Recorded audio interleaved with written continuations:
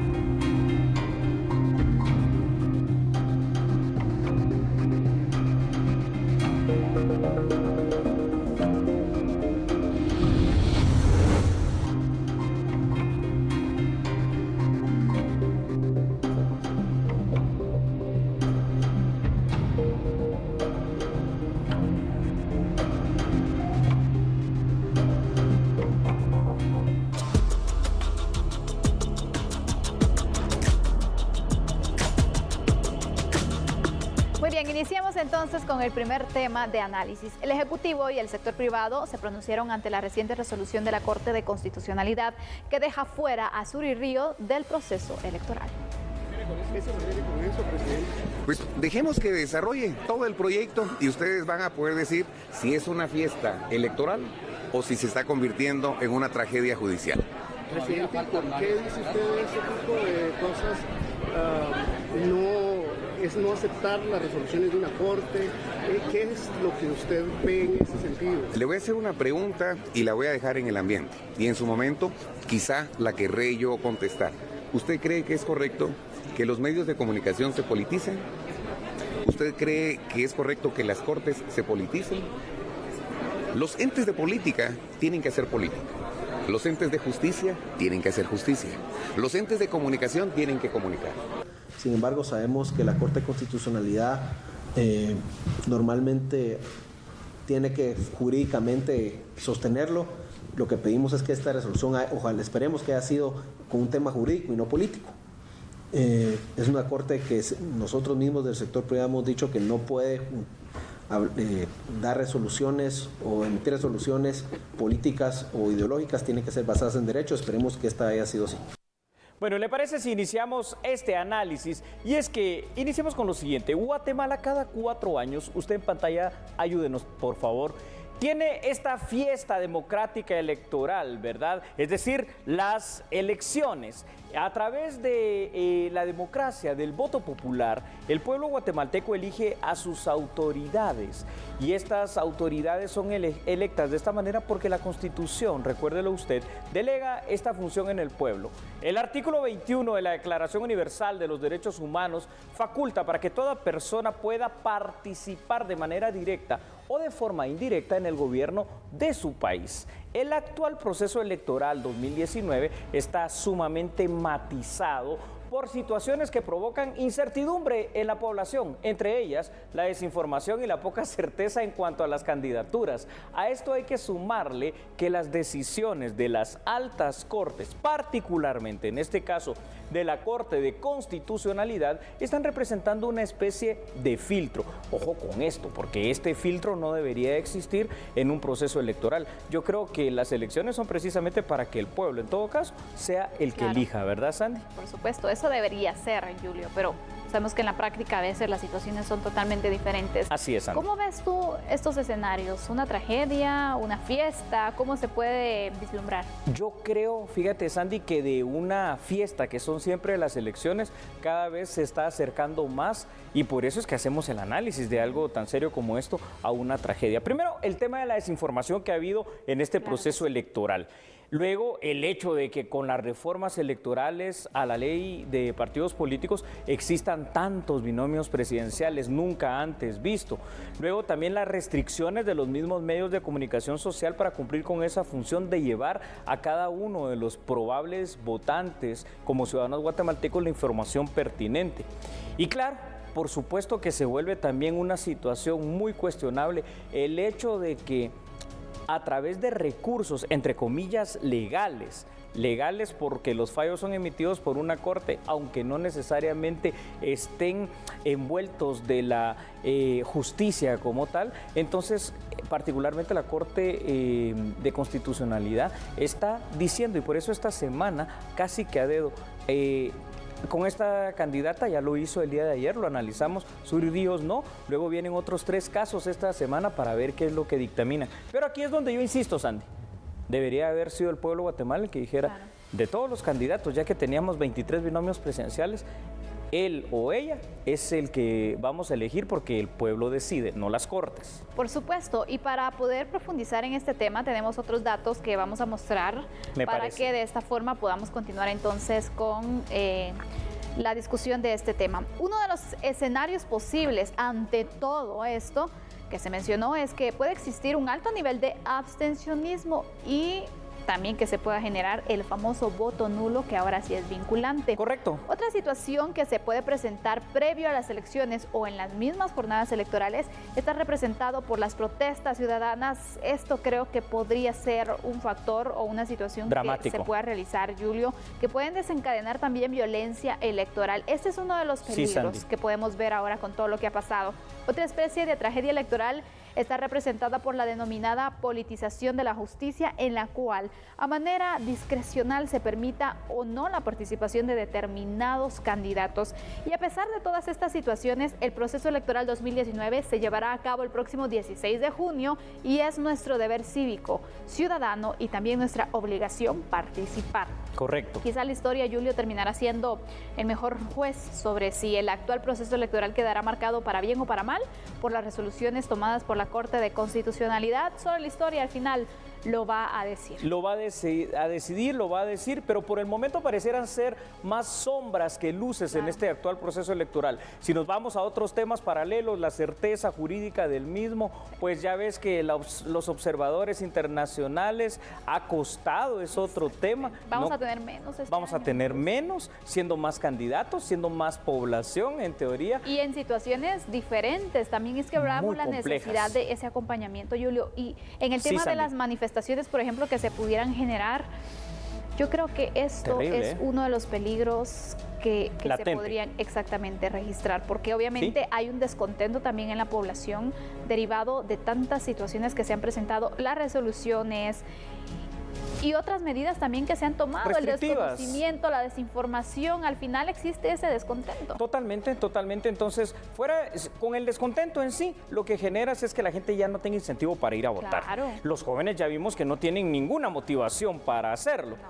Las mujeres, que son el 53% ahora de la población guatemalteca, pues necesitan, como cualquier ciudadano, mucha información, pero en el caso de la mujer muchísimo más, porque es muy acuciosa, es muy meticulosa y de alguna manera muy analítica para ciertas cosas que no tenemos los hombres. Pero ¿qué va a analizar si no se le dan insumos de información por las restricciones que existen? Y luego, si a esto le sumamos que para este proceso electoral, comparado con el del 2015, hay al menos 11 municipios más latentes donde la violencia electoral se puede desatar, más el descontento que puede existir por este tipo de decisiones judiciales, hombre, el panorama no está nada halagüeño. Por supuesto que no, Julio. Y mira, yo te digo, haciendo algunas preguntas con las personas que tienes cercanas, sí, Sandy, que siempre te hablan del tema político, de la situación, exactamente. Sí. Entonces, y les preguntas, ¿y ya decidieron por quién votar?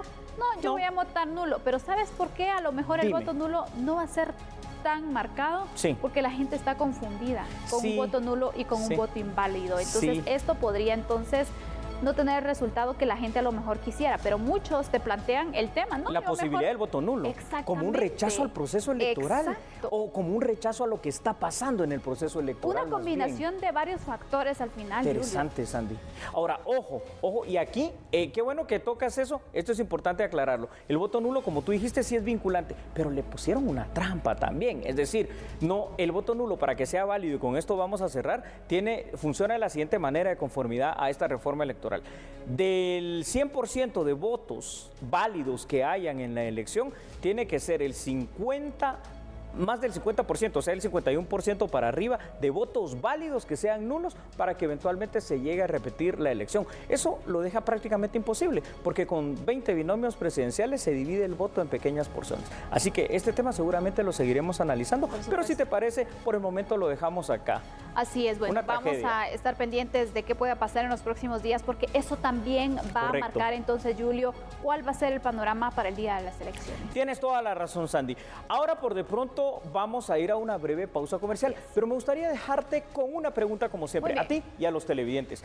¿Crees que pagándole mejor a los agentes de la Policía Nacional Civil y mejor a la Guardia Penitenciaria, vamos a incentivarlos y vamos a mejorar su desempeño?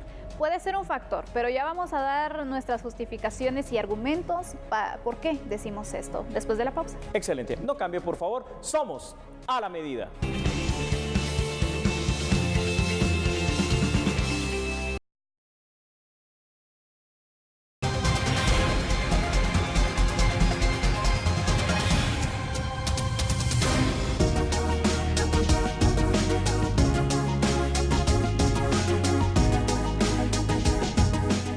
Por seguir con nosotros. Este martes se celebró la graduación de la promoción número 23 de nuevos agentes del sistema penitenciario, quienes se unirán al trabajo de custodiar a los reos. 103 nuevos agentes del sistema penitenciario se unen a los 3.700 que existen en los 21 centros penales del país. El ministro de Gobernación participó del acto de graduación donde los nuevos elementos demostraron maniobras de defensa, alteración y traslado de reos. La actividad se llevó a cabo en el campo de capacitación de la Escuela de Estudios Penitenciarios ubicados en el complejo carcelario Fray Janes. Es un total de 103 agentes los graduandos del día de hoy, de los cuales 11 son mujeres y el resto de hombres. Este recurso humano realmente sí ya lo esperábamos con muchas ansias, como es saber de todos, es necesario, nosotros necesitamos más recurso humano y primero Dios ya a corto plazo estamos elevando un nuevo evento de convocatoria para contratar más personal. Quiero compartirles de que se llevó un lapso de 6 meses la preparación, capacitación de los nuevos agentes penitenciarios y que el día de hoy pues está culminando de una muy buena manera y les repito, lo esperábamos ya con ansias para poder ser dispuestos a trabajar dentro del sistema penitenciario. El titular de la cartera de seguridad, Enrique Degenhardt, indicó a los agentes del sistema penitenciario que también recibirán un incentivo salarial, de acuerdo a lo que define la mesa técnica. Los agentes del sistema penitenciario también van a recibir, luego de la conclusión del análisis de la mesa técnica, de un incremento económico a sus ingresos mensuales. Como lo comenté el día de ayer, eso es un tema de la mesa técnica que está integrada por el director de la policía, el director del sistema, el viceministro administrativo de planta central, y la instrucción que yo les di es que por favor hagan su mejor esfuerzo con darles la mayor cantidad de dinero que el presupuesto nos permita. Así que efectivamente, los agentes del sistema penitenciario también van a recibir un incremento económico. El ministro ordenó al director del sistema penitenciario beneficiar a los nuevos agentes con 48 horas de descanso para compartir con sus familias y luego ser asignados a un centro carcelario. Bueno, esto es de las noticias para el análisis que me parecen bastante oportunas. Todo lo que tiene que ver para mejorar la seguridad es muy bueno. Acompáñeme, por favor, usted en pantalla, en su casa. Oficialmente, el ministro de Gobernación tomó la decisión y delegó al viceministro de Seguridad para que la mesa técnica que se convoque determine los posibles aumentos para agentes de Policía Nacional Civil y del sistema penitenciario. A ver, un agente de la PNC recién graduado, si usted no lo sabe, recibe alrededor de 4.500 quetzales, mientras que un agente del sistema penitenciario recibe en promedio 3.000 a 3.500 quetzales. La PNC, hay que decirlo, eso sí, es una institución un poco más sólida. ¿Por qué? Porque cuenta con una escala jerárquica, con una escala salarial que está bien establecida y que, por supuesto, que la amerita por el alto riesgo, ¿no? Esto es necesario que sea revisado, que sea actualizado y que se mejore. Pero también esto debe de ir de la mano con otra cosa. ¿Qué cosa es? El mejor desempeño y la exigencia para todo el cuerpo policial. Evaluaciones tanto psicológicas como físicas como tácticas anuales para poder establecer las capacidades de cada miembro de la policía para poder prever y continuar con la profesionalización. ¿A qué me refiero con esto? Que la PNC cuente cada vez más con miembros de la institución policial que sean profesionales en cualquier ramo. En este momento solo hemos hablado de la Policía Nacional Civil, después hablaremos del sistema penitenciario, pero vemos que no es solo con aumentar el salario, Sandy, que va a mejorar la institución. Se requieren otras medidas, pero ya es un buen paso. Por supuesto, Julio, porque mira, cuando hablamos entonces cómo hacer para que los agentes, para que también el personal del sistema penitenciario se sienta motivado, hay muchas formas. Así es. La verdad, el salario es algo que en realidad también les puede ayudar mucho. También ese reconocimiento cuando se hace un buen trabajo también puede funcionar. Y algo que se ha implementado recientemente, que incluso para los agentes del sistema penitenciario se ordenó, fueron las horas de descanso. Tiene razón, muy importante. Muy importante porque, a ver, si usted no lo sabía en casa, déjeme por favor informar esta situación. Por ejemplo, en el sistema penitenciario, ¿cómo funcionan los turnos de la guardia penitenciaria? Entran normalmente un día jueves, ¿verdad? Se presentan ahí 4 o 5 de la mañana, toman posesión de ese turno a las 6 de la mañana y se van hasta el otro jueves. Quiere decir que son turnos de 7x7 las 24 horas. Es una semana completa que pasan ellos allá adentro compartiendo literalmente con los privados de libertad. Pero bueno, esto lo que provoca en principio es esa separación familiar, provoca en principio pues ese encierro, pero además, imagínate, yo he conocido agentes penitenciarios que tienen 15, 10, 20 años de trabajar ahí y entraron ganando, por decirte algo, 3.000 quetzales, siguen ganando 3.000 quetzales. Entraron como agente penitenciario y después de 20 años se retiran como agente penitenciario. Una reclasificación de puestos y salarios en esa institución urge. Por supuesto que sí, urge, porque al final entonces le das a ellos por qué trabajar, por qué esforzarse, pero entonces si no existe posibilidad de que sigan avanzando con otro puesto, que le sigan entonces aumentando el salario, dando otro tipo de funciones también, entonces la gente se acomoda, la gente ya piensa en otras situaciones. Y algo que también se debería presentar, Julio, porque en la policía se está dando y creo que todavía falta, pero en el sistema penitenciario casi no lo vemos, y es la depuración también. No, totalmente. La PNC ha empezado a depurarse, pero todavía le falta. Y aquí precisamente que hemos hablado ya un poco ampliamente de la Policía Nacional Civil y que estamos empezando a matizar la situación del sistema penitenciario, quisiera que me apoyaras a compartir esas interioridades de lo que pasaría en esa institución. Las deficiencias que se están presentando también, porque hablemos que la Guardia Penitenciaria adolece de una profesionalización, como bien lo apuntábamos, y carece de escalas salariales y jerárquicas que, bueno, nunca ascienden entonces ni en rango ni en salario. Su formación es demasiado corta. ¿Cómo está eso, Sandy? A ver. Exactamente, apenas son 5 meses, Julio. No, son. Imagínate, no es serio. Y pues no se puede hablar entonces de ningún tipo de profesionalización en este cuerpo de seguridad porque es muy corto al final el tiempo. Hay un monto destinado para este fin que eventualmente sería de 56 millones de quetzales. Sin embargo, hay que recordar también que el tema de la sostenibilidad, porque esto también acarrea un pasivo laboral importante. Correcto. Julio. Toda medida que venga sí, a mejorar los servicios de seguridad es positiva sin duda, pero también debe exigirse para que estos servicios sean prestados con excelencia, ética y profesionalismo. Entonces, pero muy bien dicho, de verdad, eso, ¿eh? A mí me llama la atención el tiempo corto. Sí. Porque obviamente tú dices, en 5 meses puedes conocer entonces las formas de poder accionar de una forma correcta, tantas cosas que cuando tú dices, bueno, para ser agente penitenciario debes conocer muchísimo de seguridad, muchísimo de técnicas, tácticas y demás. Es correcto, la parte operativa, táctica.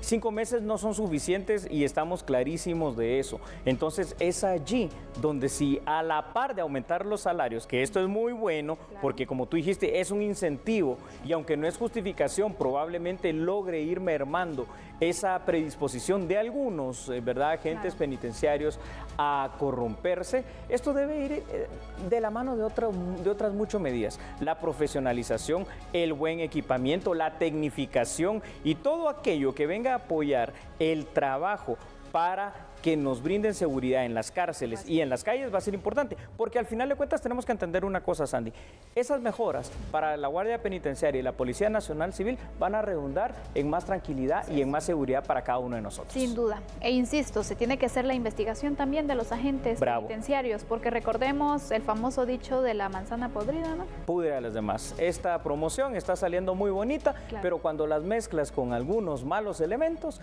¿qué es lo que puede más, el bien o el mal? Muchas veces la tentación del dinero corrompe a la gente. ¿Te parece si dejamos acá este tema? Claro que sí, pero hay otras noticias de carácter judicial que debe conocer.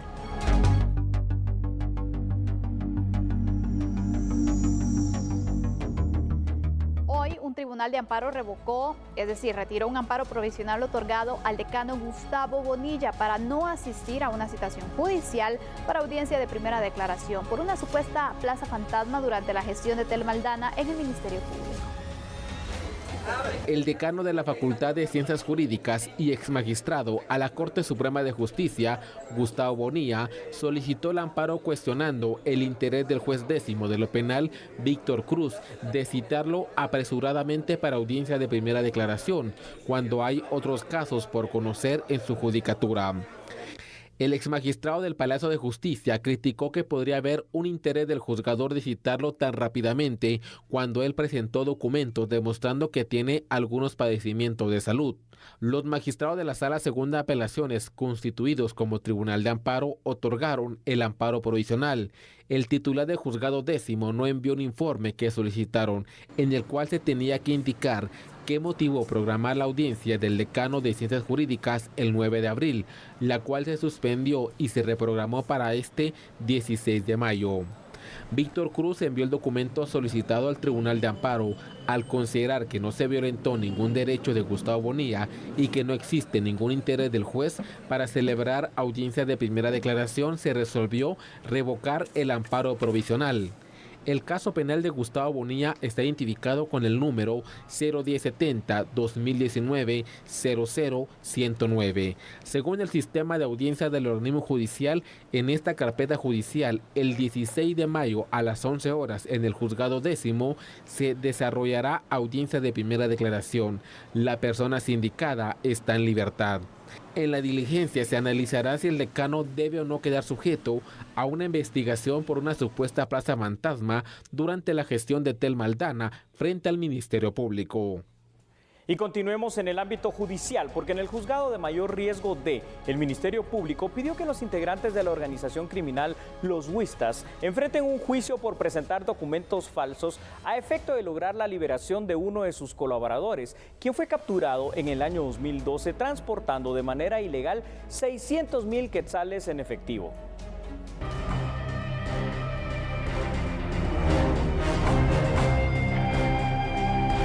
Según la investigación de la Fiscalía Especial, en el 2012 fue capturado Juan Bautista Rosoto López, alias Juancho, por llevar en un compartimiento secreto de un vehículo 600,000 quetzales en efectivo. El sindicado, alias el Juancho, fue consignado a los tribunales de justicia al no explicar a los agentes la procedencia del dinero. Los integrantes de una organización criminal llamada Los Huistas, a la cual pertenecía Rosoto, presentaron documentos falsos, simulando la compra de maquinaria pesada para justificar la procedencia de los 600,000 quetzales y así lograr que Juancho recuperara su libertad en la primera declaración. Están directamente vinculadas a la estrategia ilegal utilizada para buscar la impunidad en ese proceso penal. Es decir, honorable juzgadora, que la Fiscalía considera que existe elementos serios para considerar la participación del licenciado Selvin Donaldo Jerónimo Tobar por los hechos que se le acusó por falsedad ideológica y obstaculización a la acción penal, y considera la Fiscalía también que es necesario dilucidar su situación jurídica en un debate oral y público. Entre las evidencias que presentó la Fiscalía hay unas llamadas telefónicas en las cuales los acusados hablan de unas facturas por la compra de maquinaria pesada para justificar el origen del efectivo incautados en el 2012. Esta semana o la próxima, la juzgadora de mayor riesgo resolverá si los acusados deben o no enfrentar un juicio en un tribunal de sentencia. Con imágenes de Fernando Hernández, un reporte de Hugo Morales. Y el 12 de julio de este año, el Tribunal Octavo de Sentencia iniciará el juicio en contra de Gustavo Mendizábal, ex magistrado de la Corte Suprema de Justicia. Según el Ministerio Público, cometió tráfico de influencias con una acción legal de amparo que favoreció a la ex vicepresidenta de la República, Roxana Valdetti.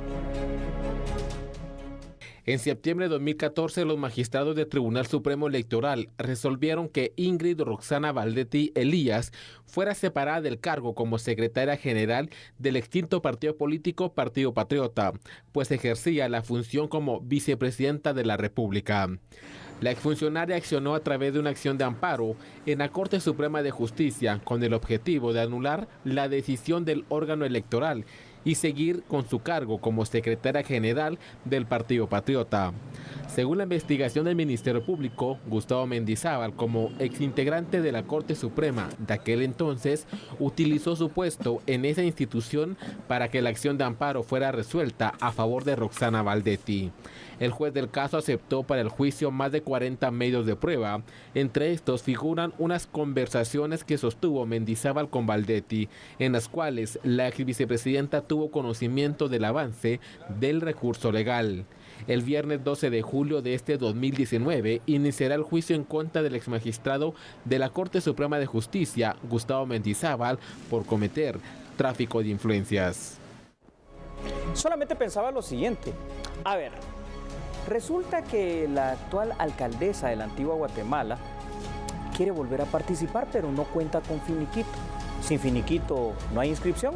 Cuando regresemos de la pausa vamos a tener la respuesta, así que por favor siga con nosotros. Claro que sí. Por favor no cambie. Ya regresamos. Somos A la Medida.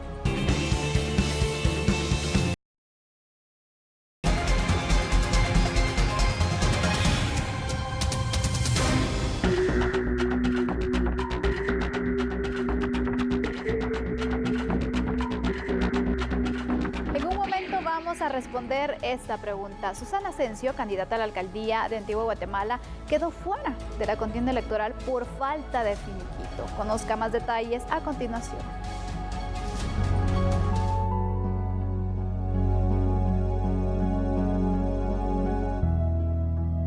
Un requisito indispensable para la inscripción de un candidato a cargo de elección popular, según la ley electoral y de partidos políticos, es la constancia transitoria de inexistencia de reclamación de cargos, es decir, el finiquito, el cual es extendido por la Contraloría General de Cuentas.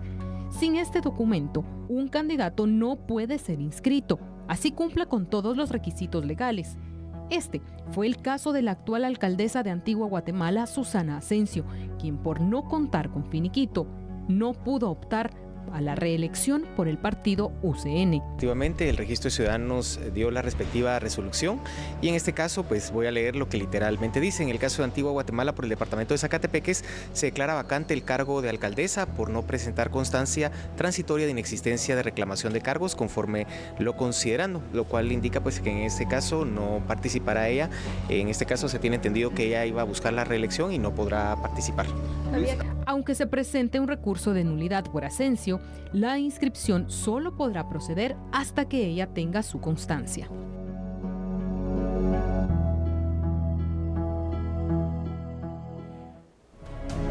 Bueno, un tema por demás interesante, el finiquito, ¿verdad? El artículo 214, apúntelo usted, 214 de la Ley Electoral y de Partidos Políticos, lista los requisitos para la inscripción de candidatos a cargos públicos. El literal F de ese artículo dice que es necesaria la original de la denominada constancia transitoria en existencia de reclamación de cargos, la que conocemos como el finiquito, la cual es emitida por la Contraloría General de Cuentas. Este requisito es únicamente para quienes hayan manejado o administrado fondos públicos. La fecha de emisión de dicha constancia no deberá ser superior a 6 meses, pero una cosa muy importante, debe estar vigente durante todo el proceso electoral, que esa es una situación particular. Exactamente, Julio. Esta situación obviamente puede afectar, y bueno, ya se dio en este caso, por ejemplo, con la alcaldesa de Antigua Guatemala. ¿Por qué es tan importante entonces este finiquito, Julio? ¿Y por qué se convierte en uno de los requisitos para poder participar? Claro que sí, Sandy. Lo que pasa, a ver, cuando uno maneja fondos del Estado, primero es una responsabilidad muy grande, claro, porque son los impuestos de los guatemaltecos, pero la responsabilidad es tan grande que fíjate que para un ciudadano común, el tema de responsabilidades penales, cuando cometes un delito, por ejemplo, que involucre dinero, como una estafa, por decirte algo, dura 10 años y a los 10 años prescribe. Cuando eres funcionario público y manejaste fondos públicos, esto dura el doble, 20 años. ¿Por qué?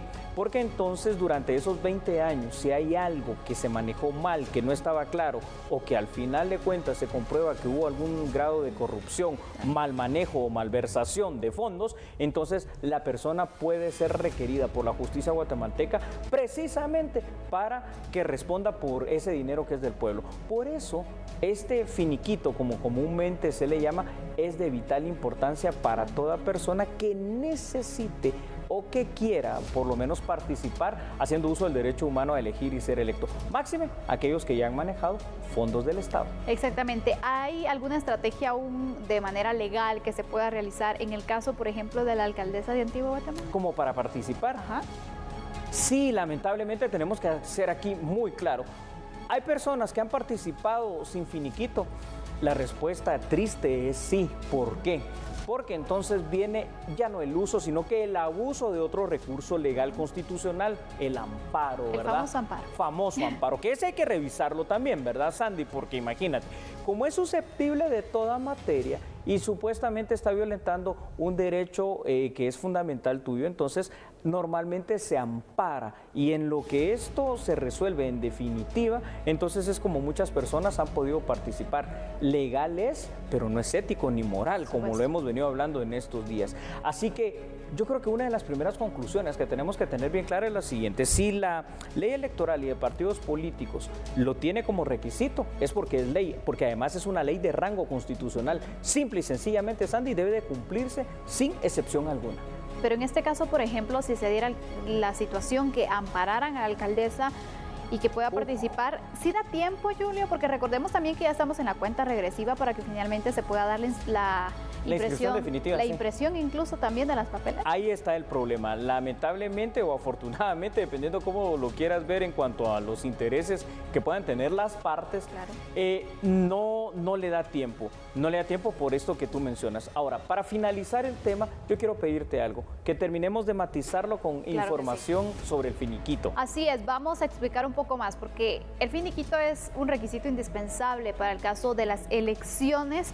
Los aspirantes a ocupar algún cargo público deben presentarlo y que el mismo también se encuentre vigente al momento de postularse. Durante todo el proceso electoral también debe estarlo. Los partidos políticos deben constituir el primer filtro sobre este requisito, o deberían hacerlo, tan importante. Y el segundo filtro es el del Tribunal Supremo Electoral. En conclusión, entonces, si la ley electoral y de partidos políticos en su reglamento establece los requisitos para optar a un cargo de elección popular, debe respetarse también en todos los casos. Y con relación a la constancia transitoria de inexistencia de reclamación de cargos, es decir, un finiquito, esta rigidez no debe ser menos, dado que no solo es un requisito legal, sino que es un requisito de idoneidad. Totalmente de acuerdo con lo que acabas de decir. Es lo legal, es un requisito, pero además marca el camino de conformidad al artículo 113 constitucional de si eres una persona idónea o no para optar a un cargo público. Así es, Andy. ¿Te parece si dejamos este análisis acá? Claro que seguramente lo seguiremos retomando. Seguramente, porque recordemos que hay varios casos que también están pendientes por diferentes situaciones, así que esta semana es crucial para las resoluciones. Nos vamos a una pausa, ya volvemos.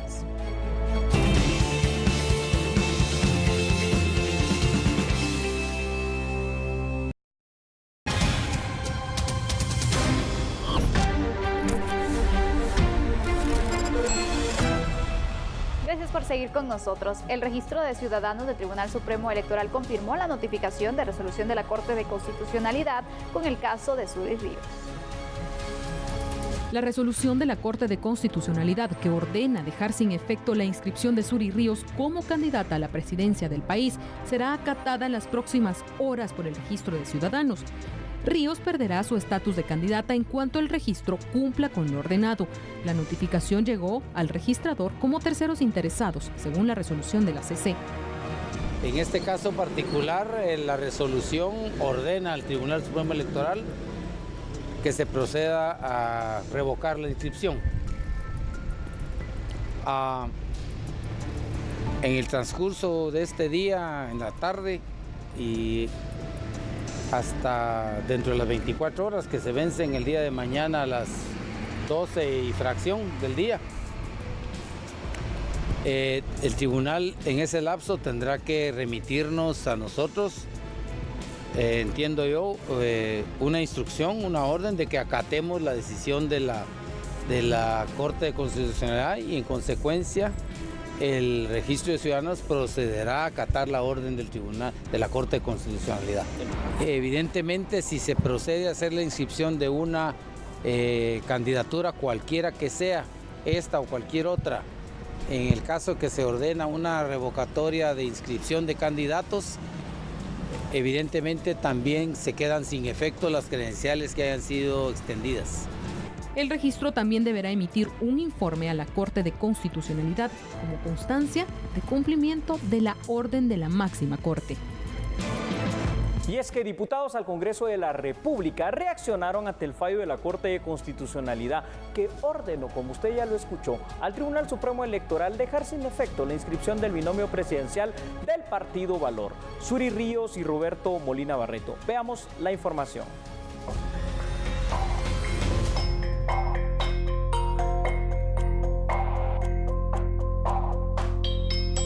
Definitivamente la decisión que toma la Corte de Constitucionalidad, que fue una decisión dividida de 4-3, es una decisión a mi criterio personal que jurídicamente no tenía ninguna validez. Debieron de haberla dejado competir, cumplía con los requisitos legales en ley, tanto los establecidos en la Constitución como en la Ley Electoral y de Partidos Políticos. Esto lo único que viene a añadir es una gran incertidumbre ante una campaña electoral que ya de por sí es complicada, es una campaña electoral atípica y que lejos de elegirse en las urnas, en este caso a los candidatos, se está haciendo una selección en la Corte de Constitucionalidad y nosotros esperaríamos que esto no fuera parte de un fraude electoral. No nos engañemos, con fines ideológicos van a hacer todo lo posible por inscribir a Telma Aldana, que es socialista, y cancelar a Suri, que es conservadora. Entonces, usan la interpretación constitucional a su favor, pero la meta es ideológica. Y ahí quienes están detrás son los de la trinca infernal de la Corte de Constitucionalidad, que son Gloria Porras, de Mata Vela y Boanerges Mejía, que todos son socialistas. Este fallo, pues, algunos lo esperábamos porque son temas de orden constitucional, pero lo que sí no quisiéramos pensar es que otra candidata que está por resolverse su situación pueda tener una resolución que le favorezca. Así que vemos por un lado que la Corte resuelve un tema estrictamente constitucional, pero estamos por ver un fallo que tiene que ver con una candidata que es prófuga de la justicia y que no tiene la constancia de la Contraloría. Esto también seguramente le va a introducir una nueva condición al proceso electoral que estamos viviendo. Mire, yo creo que más que errores lo que hemos visto es que muchas veces hay instituciones que ahora decidieron asumir posiciones políticas, es decir, como se ha politizado la justicia, se judicializó la política. Entonces, por ejemplo, temas como el derecho a elegir y ser electo y quién puede ser o no puede ser candidato, ahora termina en manos de la Corte de Constitucionalidad o del Tribunal Supremo Electoral, dependiendo de la interpretación que les den. Y eso no es democracia. Yo lo que estoy viendo y que creo sinceramente es que el problema es que las instituciones perdieron su rumbo, perdieron sus tiempos, dejaron de respetar los procedimientos que están establecidos en ley.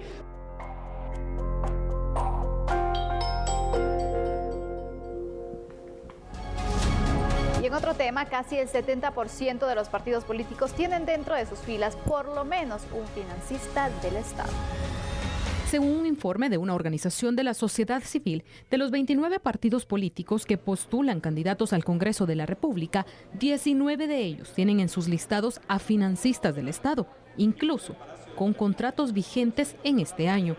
En el artículo 164 de la Constitución Política de la República de Guatemala, específicamente en el inciso B, se establece que no pueden ser diputados los contratistas de obras o empresas públicas que se costeen con fondos del Estado o del municipio, sus fiadores y los que resultas de tales obras o empresas tengan pendientes reclamaciones de interés propio. Según el informe, los partidos que incurren en esta ilegalidad son el Partido Bien, el partido UCN, Semilla, Todos, Vamos, FCN, el partido WINAC, partido Visión, Creo, Valor, Unidos, partido Humanista, partido Victoria, Avanza, Viva, URNG y los partidos Convergencia, PPT y Fuerza. La organización señala que en caso uno de los candidatos llegase a ganar las elecciones, las autoridades no permitan tomar posesión por tener una prohibición constitucional. Ha llegado el momento de agradecer su sintonía, pero a la vez, Sandy, de invitarlos para mañana a las 9 de la noche en punto, ¿verdad? Recuerde, usted tiene una cita con nosotros. Que descanse. Feliz noche. Feliz noche.